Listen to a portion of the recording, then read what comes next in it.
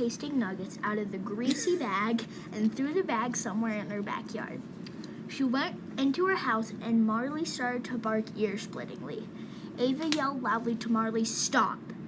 Ava turned on the TV, turned on all the lights, plugged in her phone, and was microwaving food.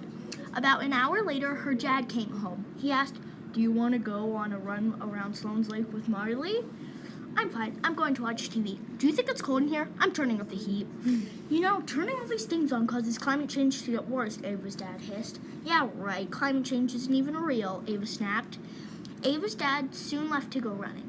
As Ava watched TV, she thought to herself, "My dad always likes to go on runs too much. Why doesn't he want to stay home and watch TV?"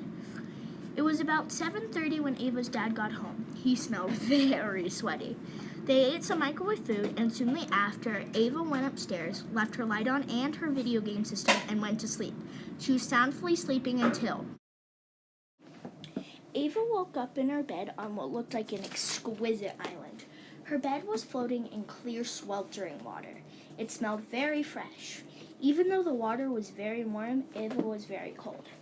There was a young girl with dark brown hair and blue eyes in a long, silky red dress, sobbing softly, hanging damp clothes to dry.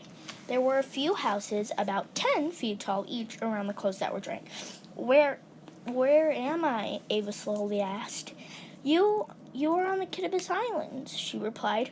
"Are you okay?" Ava asked. "My house just got destroyed by a frightful flood and my father died. The sea levels have been rising for many years now and causing more and more floods," she cried out.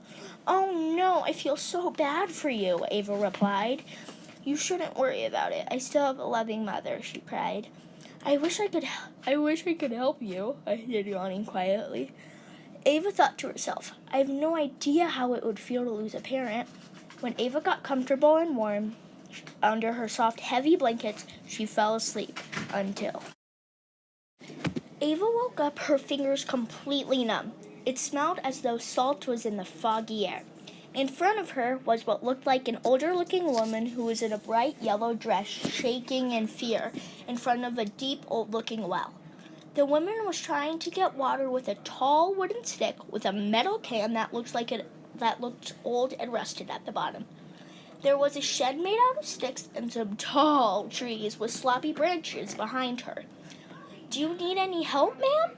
Ava requested. "I do not think so," she trembled. "Why are you having so much trouble getting water?" Ava asked curiously.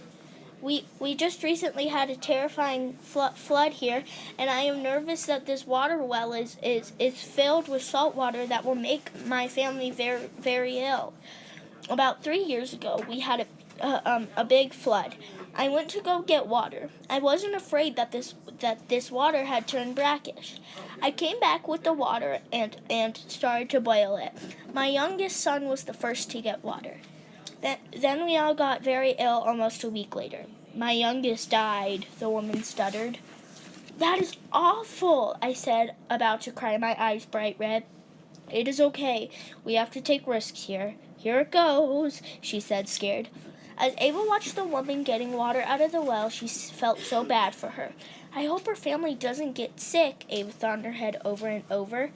Ava wasn't asleep for long. Ava woke up cold, her hands shivering. She could taste very undelightful smoke. She saw a family of 3 picking up materials in a garden. The garden looked as though it had been flooded.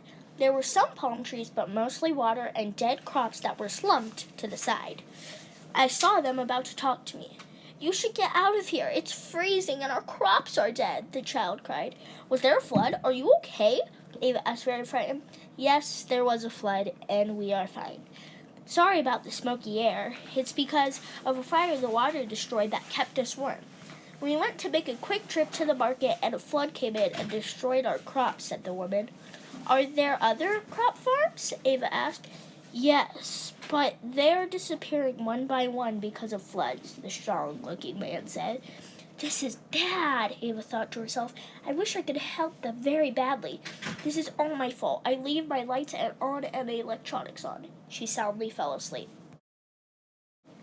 Ava woke up in her own bedroom. The light shining through her window was blinding her eyes. She thought about her dream. "Oh no!" she screamed. Ava went outside and threw her bag in the trash. She turned off all the lights and her video game system. She went downstairs, asked her dad, "Can we bike to school?" "Sure," her dad replied. They biked to school every day from there forward. When Ava came back from school, she decided to plant a tree. She wrote in her journal about every dream she had, so if anything went wrong, she could help once she woke up. The end.